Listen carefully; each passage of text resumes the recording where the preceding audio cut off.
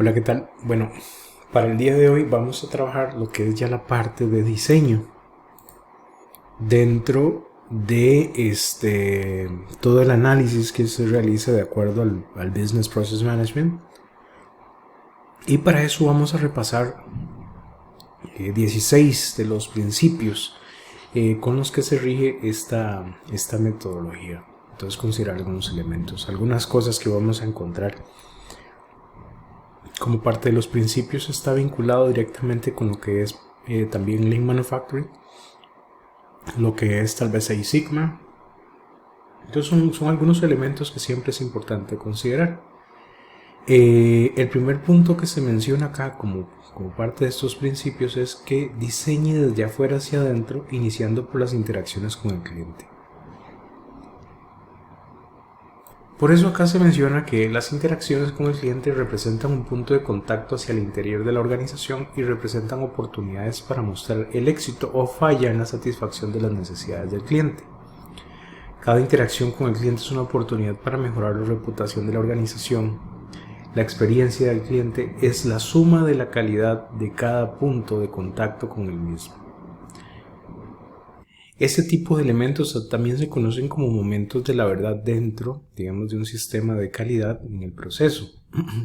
Y en este caso particular tiene que ver porque cuando se da una interacción directa con el cliente, no solo es un excelente momento para captar cuál es la satisfacción que tiene, sino que también nos va a permitir que el cliente se lleve esa impresión del servicio que se le está brindando. Y a partir de acá es que tenemos que definir qué es donde se inicia, ¿verdad? Ese análisis. Cuando estamos en contacto con el cliente y queremos ya definir nuestras actividades, bueno, aquí dice, es una de las primeras cosas que debemos considerar.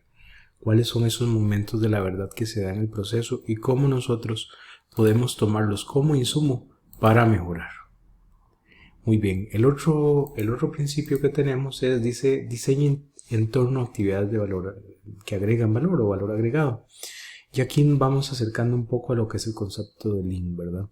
Entonces dice que requiere un claro entendimiento de lo que necesita el cliente del proceso. Entonces, transformar información en materiales para cumplir con los requerimientos del cliente da lugar a las actividades que agregan valor. Además, cualquier paso por el que el cliente está dispuesto a pagar como un servicio también agrega valor. Entonces tenemos que identificar eso. ¿Cuáles son esos elementos por los cuales el cliente está dispuesto a pagar? Por ejemplo, lo que es un Value Stream Map, lo que es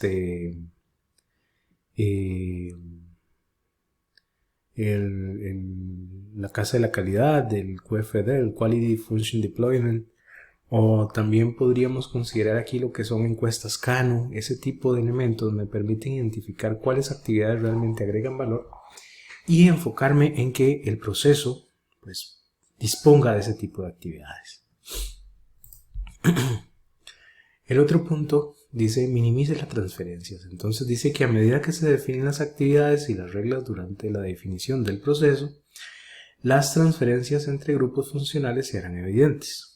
Entonces, una transferencia en la gestión del proceso de negocio ocurre cuando la propiedad de una actividad o información pasa de una persona a otra. Entonces, por ejemplo, cuando una orden de compra se transfiere a facturación, se crea una transferencia física.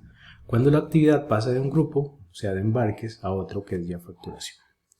Entonces, también se menciona las transferencias entre personas o grupos son potenciales ruptura del proceso.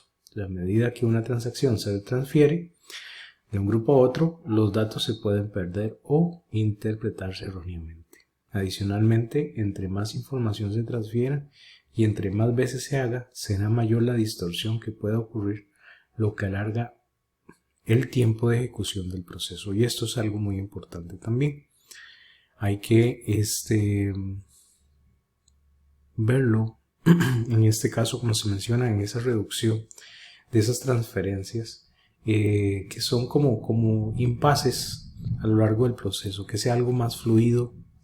Es uno de los elementos. Incluso vamos a ver unos principios más adelante que están relacionados con esto, en donde es mejor, por ejemplo, trabajar con grupos pequeños cuando vamos a diseñar Y adicionalmente también centralizar nuestra información, evitar duplicidad. Pero más adelante lo vamos a ver y sigue estando relacionado con este tercer principio. Seguimos con el siguiente. Dice que el trabajo se realice donde tenga más sentido. La asignación de tareas ocurre después de que se ha diseñado un flujo de procesos efectivo. La aplicación del primer principio de diseño puede invalidar algún trabajo existente, crear nuevo trabajo y o puede mover trabajo de un departamento a otro. Esto es parte, digamos, de lo que tenemos que ver y es parte de lo que hablábamos anteriormente. Entonces, a veces hay que considerar esto, incluso a nivel tal vez de lo que es un balanceo de líneas, por ejemplo. Es una de las situaciones en que nos puede considerar acá, ¿verdad? Ver cuáles son las actividades, cómo balancea una actividad, el proceso, y esto puede ameritar que se elaboren estaciones de trabajo diferentes a las que ya están concebidas para que se pueda dar un flujo más específico.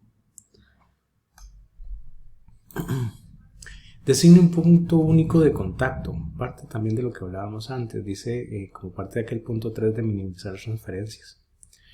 Si a lo interno esas transferencias es negativo o un aspecto que puede generar un riesgo para el proceso, a nivel del cliente, teniéndolo ya como un elemento externo a la organización, es todavía más complejo y puede impactar mucho la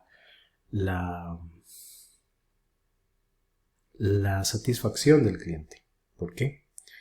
Porque imaginemos que tal vez alguien llama o usted llama a una empresa porque necesita cierta información y después lo remitan a otro lugar y de ese lugar a otro más, etc. Eso es parte, digamos, de lo que puede llegar a perjudicar la gestión que se realice de ese proceso. De ahí que se mencione de diseñar un punto único de contacto como parte de los principios del diseño de procesos. Igual es importante rescatar la relación que hay entre los principios, porque esto también está relacionado, como hablaba anteriormente, lo que es de minimizar las transferencias y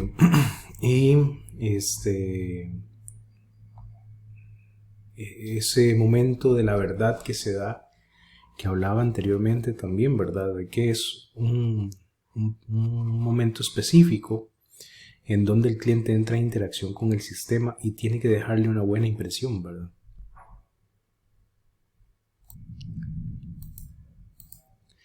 El siguiente punto dice: cree un proceso independiente para cada clúster. Cuando es con frecuencia, con un solo proceso intenta manejar cada variante. Sin embargo, las entradas y salidas del proceso generalmente varían en cuanto a complejidad, tipo de tamaño y otros factores.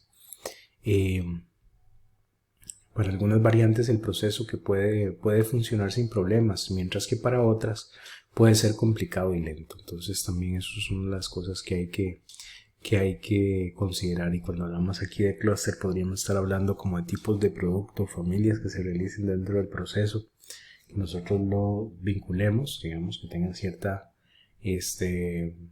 similitud entre ellos. Asegure un flujo continuo. Entonces, en un proceso de manufactura, los pasos que agregan valor directamente al cliente, como entrega de insumos, fabricación del producto y su embarque, representan la secuencia principal. Estamos hablando de la cadena de valor agregado, ¿verdad? Entonces, en la terminología Lean, la secuencia principal es el flujo de valor. En un proceso de servicio, los pasos que hacen y entregan el servicio constituyen la secuencia principal.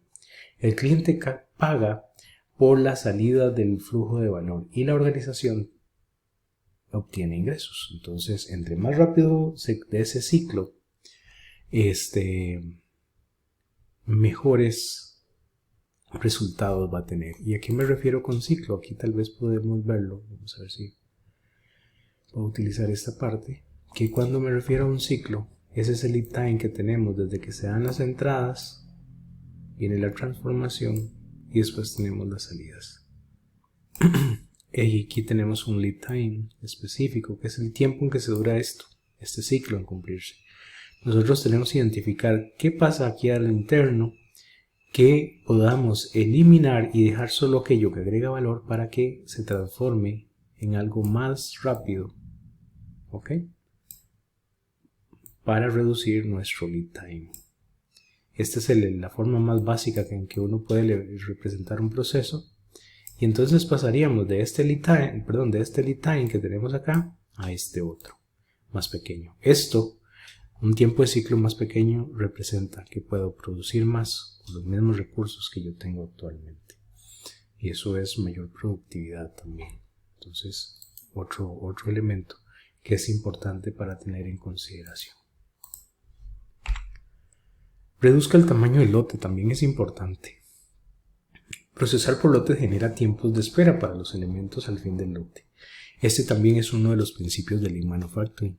Entonces veamos una situación particular. Digamos que, por ejemplo, en un proceso, pues para continuar con la siguiente actividad, yo voy acumulando lotes de 5 en 5 unidades. Entonces puede ser que llegue una unidad, hago la segunda, la tercera, la cuarta y la quinta. Entonces ya cuando está todo el lote, pues lo tomo y lo traslado a la siguiente actividad. Esto es una de las formas que generalmente se trabajan algunos elementos. ¿Qué es lo que pasa? Que el tiempo que pasa para esta unidad, a la primera entidad que llegó aquí, tiene que esperar todos estos hasta que se pueda pasar. Y esto va incrementando mi tiempo de espera. Entonces a la larga también eso es un factor que perjudica. Lo que dice este principio de reducir el tamaño del lote, bueno, si yo reduzco los lotes, ya no sea de 5, sino que son de 3, pues esta pieza, el tiempo de espera se va a ir reduciendo. O, mejor aún, en Lean Manufacturing se habla de one piece flow, de una pieza a la vez de trabajar. Entonces si llega una de las piezas, pues inmediatamente se pasa a la siguiente estación. Y así el tiempo de espera se reduce. ¿Por qué? Porque tal vez a nivel de la organización no resulte tan económico, podría pensar uno de cierta manera. Ahí se pondría en duda esto, pero no es pensando en mi organización como tal. Bueno, de cierta manera sí, sino que es más bien pensando en qué es lo que quiere el cliente. Esas esperas no agregan valor. Nuevamente, este principio se vincula con el anterior que habíamos visto respecto a valor agregado, sino que tengo que plantear mi diseño enfocado en el cliente. Muy bien, continuamos entonces con esta parte. El siguiente punto dice: haga que las necesidades de información descendentes sean ascendentes. En cada paso del proceso explore aquellos que pueden causar frustración a los miembros del equipo. Cuando un miembro explica frustración por la falta de información o por información completa, haga que el flujo descendente de información sea ascendente. Aquí lo importante es un poco tal vez parametrizarlo o referenciarlo con lo que es la parte que habíamos visto del Balance Scorecard, donde la información tiene que venir desde la parte más alta a nivel estratégico a la parte operativa y viceversa. Todo lo que vaya realizando la parte operativa sirve de realimentación para la parte estratégica y táctica que hay. Entonces eso es parte importante de lo que hay que tener presente. Bueno, aquí se me pasó aquí sería el 11. Capture la información una vez en la fuente y compártala.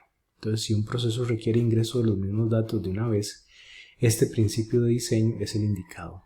En ocasiones se da una situación a nivel de sistemas de información de las organizaciones. Y es que si no se tiene adecuadamente implementado un sistema,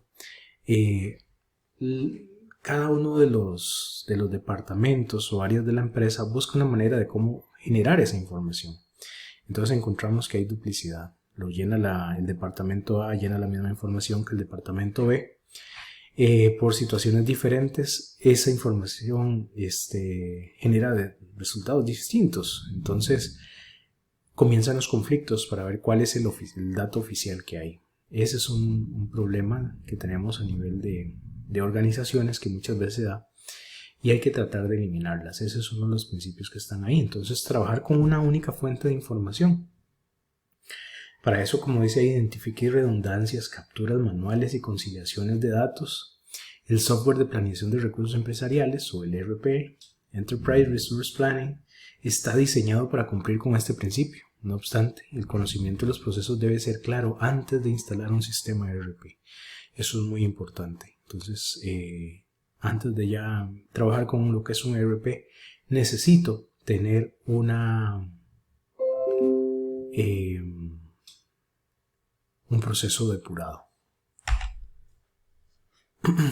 Involucre los menos actores posibles.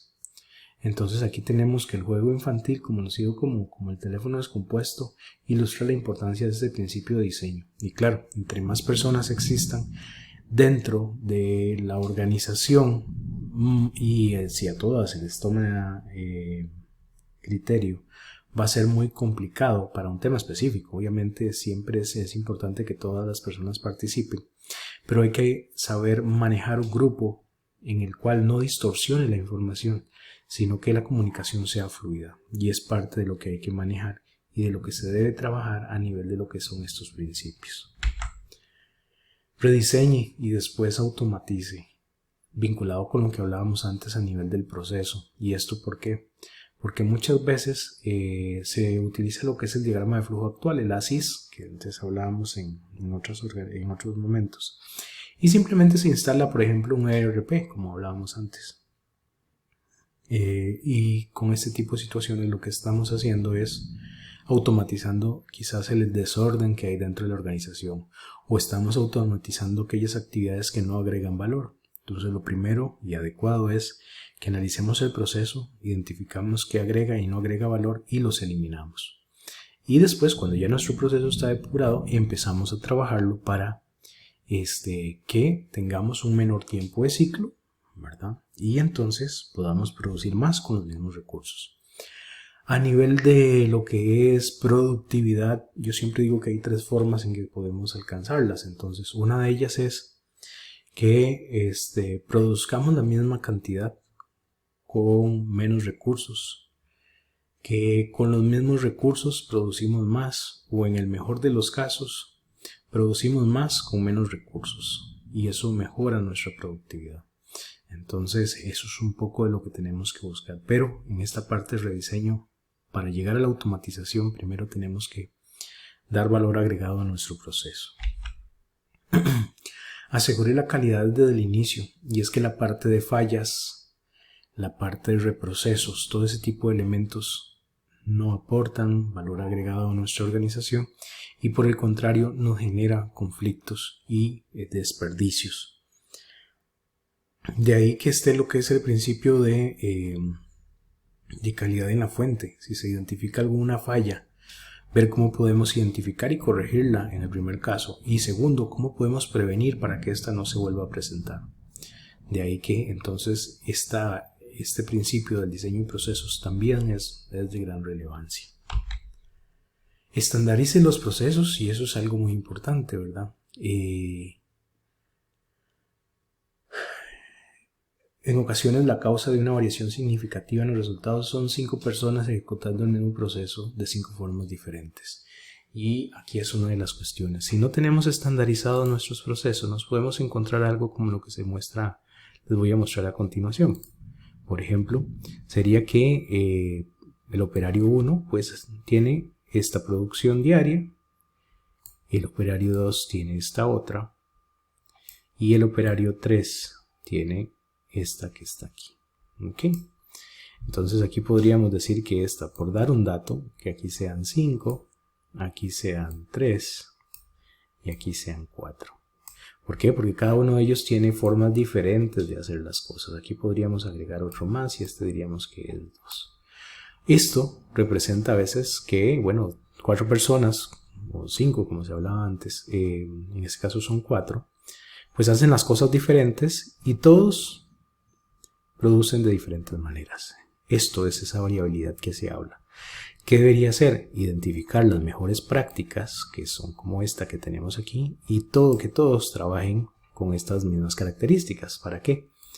Para que entonces pues tengamos por un lado alguien que produce 5, el otro también va a hacerlo, y así los demás. Entonces con esto me garantizo una mejor productividad. ¿Por qué? Porque todos están produciendo 5. Mientras aquí se producen 5 y 3, 8, 2, 10, 14 unidades, que es la suma de todos ellos, este va a tener capacidad de producir 20. Mayor productividad. ¿Con qué? Con simplemente estandarizar. Usar las mismas técnicas que utilizó esta persona que estaba aquí. Use equipos ubicados en un mismo sitio o intercomunicadores para problemas complejos. Esto ya va más relacionado con la parte también de comunicación. Definitivamente es algo necesario. Comunicación e información. Hay que ver cómo se lleva esa parte compleja a simplificarlo. Entonces es una de las situaciones que tenemos que manejar. Y con esto también considere subcontratar procesos de negocio. A veces también parte del día a día consumen en las organizaciones y no tenemos tiempo para un rediseño específico, para alguna actividad en particular que tal vez no es tan regular en realizarse. Está la opción de que se pueda ser subcontratado para así agilizar y utilizar nuestro tiempo en ciertas actividades que sí necesitamos estar ahí presentes. Entonces eso es un poco de lo que busca este principio. Y para esto, todos estos principios nosotros podemos aplicarlo en diferentes niveles del modelo de arquitectura de procesos.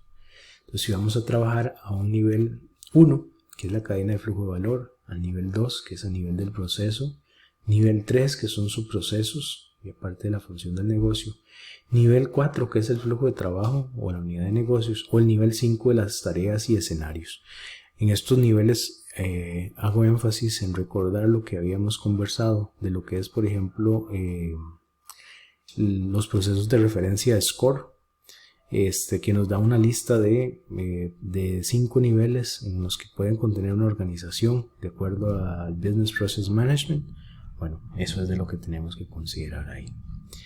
Y también algunos factores de éxito que hay que tener presente. Uno, lo que es el liderazgo ejecutivo. Entonces, para que una actividad de este tipo pueda tener resultados favorables, es necesario que contemos con el liderazgo de los ejecutivos, de la alta dirección, para que apoyen ese tipo de iniciativas.